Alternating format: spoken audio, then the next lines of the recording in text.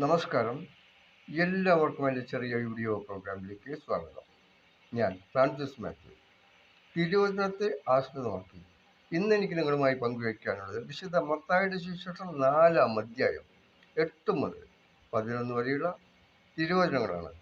അത് പിശാച് കർത്താവായ യേശുവിനെ പരീക്ഷിച്ചുകൊണ്ട് ചോദിച്ചതും കർത്താവായ യേശു അതിന് കൊടുത്ത മറുപടിയുമാണ് ഇന്ന് എനിക്ക് നിങ്ങളുമായി പങ്കുവയ്ക്കാനുള്ളത്. അതെങ്ങനെയാണ്? പിശാച് യേശുവിനെ ഒരു ഉയർന്ന മലയിലേക്ക് കൂട്ടിക്കൊണ്ടുപോയി. അവിടെ വെച്ച് ലോകത്തിലുള്ള സകല രാജ്യങ്ങളും അതിൻ്റെ മഹത്വവും യേശുവിനെ കാണിച്ചു കൊടുത്തുകൊണ്ട് പറഞ്ഞു, നീ എന്നെ സാഷ്ടാംഗം പ്രണമിച്ച് ആരാധിച്ചാൽ ഇവയെല്ലാം നിനക്ക് ഞാൻ നൽകും. ഇതെല്ലാം എനിക്ക് നൽകപ്പെട്ടിരിക്കുന്നു. അപ്പോൾ യേശു കൊടുത്ത മറുപടിയാണ് ഇന്ന് എനിക്ക് നിങ്ങളുമായി പങ്കുവയ്ക്കാനുള്ളത്. അതെങ്ങനെയാണ്? യേശു കൽപ്പിച്ചു, സാത്താനെ ദൂരെ പോവുക. എന്തുകൊണ്ടെന്നാൽ നിന്റെ ദൈവമായ കർത്താവിനെ ആരാധിക്കണം, അവിടുത്തെ മാത്രമേ പൂജിക്കാവൂ എന്ന് എഴുതപ്പെട്ടിരിക്കുന്നു. അപ്പോൾ പിശാച് അവനെ വിട്ടുപോയി.